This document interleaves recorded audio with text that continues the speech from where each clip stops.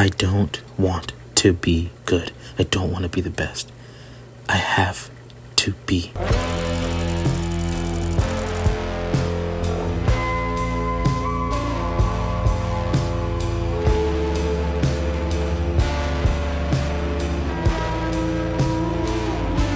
Russian novelist Leo Tolstoy once said, "If you look for perfection, you'll never be content." Humanity has always been obsessed with perfection. It's one of the few ideals that has existed in every civilization since the beginning of time. Ancient Greeks sculpted gods with flawless physiques. Renaissance artists spent decades perfecting their masterpieces. And musicians have spent their entire lives chasing that one perfect composition. We seem to have this strange belief that perfection does exist somewhere out there, that if we're willing to suffer just a bit more, sacrifice just a little bit more, and work just a bit harder, we'll eventually reach it. And nowhere is that obsession more apparent than it is in art. For some reason, we don't just admire great artists, we admire their suffering. Humanity doesn't just love greatness, they love greatness when it's attached to suffering. The harder someone suffers for their craft, the more we seem to romanticize their success. We've turned the tortured artist into one of society's greatest archetypes. The musician who sacrificed his relationships to create the perfect album, the actor who destroyed their body for this role, the dancer who practiced until her feet bled. We've convinced ourselves that suffering isn't merely a byproduct of greatness, it is actually a requirement. But here's the problem. Perfection in itself is not real. Nobody has ever been able to agree on what it actually looked like. Perfection is subjective.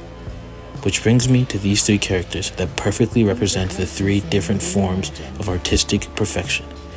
Andrew Neiman from Whiplash, Nina Sayers from Black Swan, and Tonya Harding from I, Tonya. Three artists, three tragedies, and three different answers to one question. How much of yourself are you willing to sacrifice for perfection?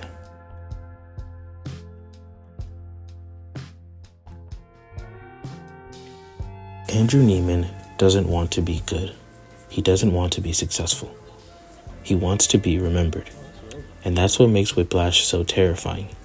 At first glance, it's a movie about jazz drumming, but underneath the music is a story about obsession and what happens when someone values perfection more than themselves. Andrew's relationship with music is not one of passion. He doesn't play the drums because they make him happy.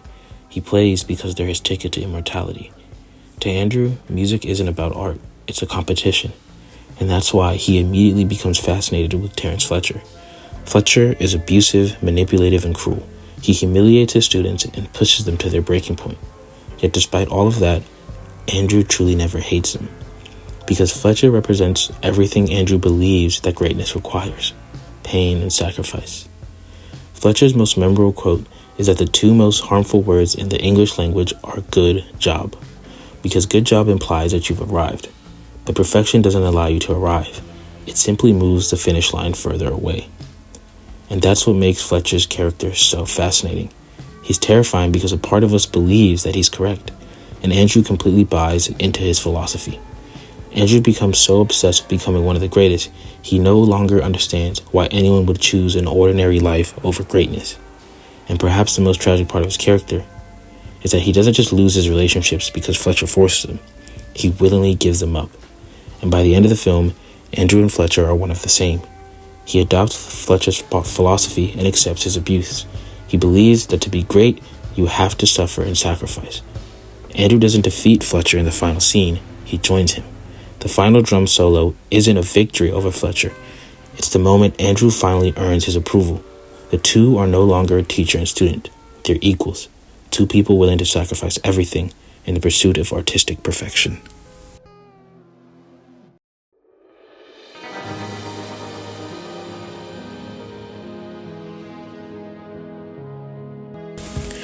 If Andrew Neiman sacrificed everything around him for perfection, Nina Sayers sacrificed herself.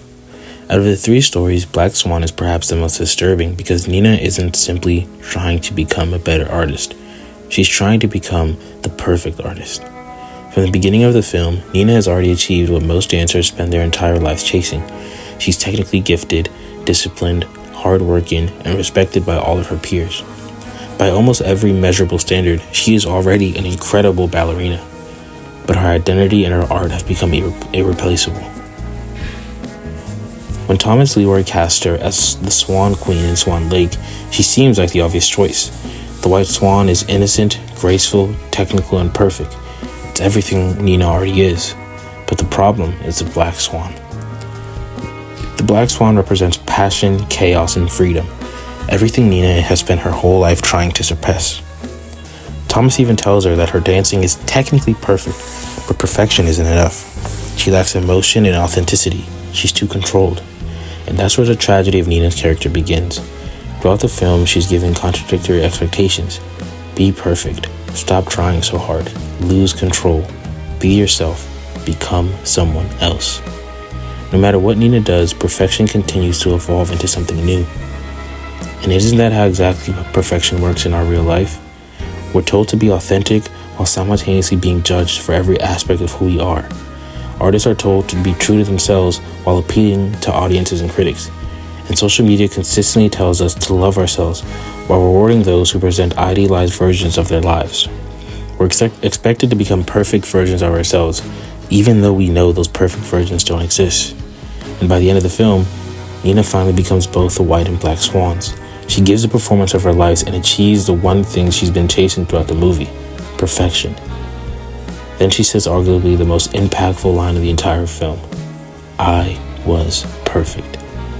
It's a beautiful moment, but it's also devastating, because immediately after we realize what perfection has cost her entire identity, her humanity, and her life. Perfection doesn't care who you are. It only cares what you're willing to sacrifice. And if you give it everything, it will simply ask for more.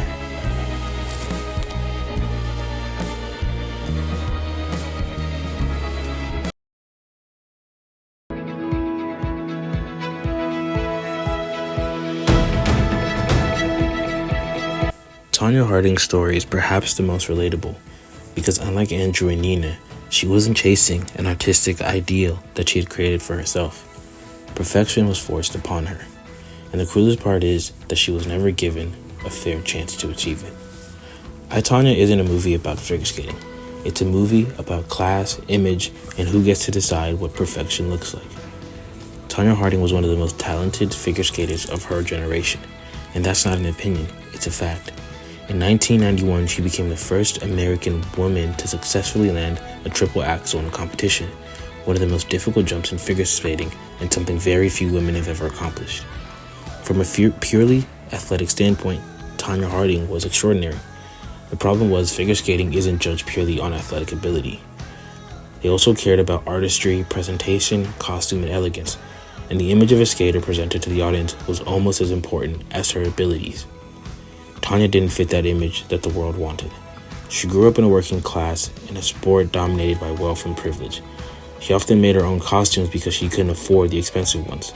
She wasn't traditionally elegant or polished in the way the judges expected her to be. Tonya was loud, unapologetic, and she was different. Throughout I, Tonya, we're constantly reminded that Tonya's biggest obstacle isn't her competitors. It's the expectations placed upon her by those who are judging her. She can perform better than everyone else and still lose because she isn't as perceived as a complete, perfect package. And one of the most frustrating truths presented in the film is that Tonya's talent alone was never enough. She was expected to transform herself into something more marketable, more elegant, and more acceptable. In other words, she was being asked to become a better skater. She was being asked to become a different person. And that's what makes her story so tragic. Andrew Neiman chose to sacrifice everything for greatness. Nina Sayers chose to destroy herself in the pursuit of perfection. Tonya Harding discovers that perfection isn't something she can choose at all. It's something that others define for her. Unlike Andrew and Nina, Tonya never failed to become perfect. She simply discovered that perfection was never something she was allowed to define for herself. And maybe that's the cruelest form of perfection, the kind that someone else gets to decide. The tortured artist has become one of humanity's greatest myths. We tell ourselves that suffering creates greatness because it makes greatness feel earned. We celebrate the sacrifices while ignoring the consequences. But these stories reveal something much more uncomfortable. Perfection doesn't make great artists. Great artists make imperfect art. Andrew sacrificed everything and was left asking whether greatness was worth his cost. Nina achieved perfection only moments before losing herself entirely. And Tonya proved that sometimes perfection isn't impossible because of your shortcomings. It's impossible because the world refuses to let you achieve it. And maybe that's the lesson that all great artists will eventually learn. Perfection isn't something we're meant to achieve. It's something we're meant to chase just far enough that it inspires us, but not so far enough that it will consume us. Because perfection has never created art. Humanity has. And humanity has always been imperfect.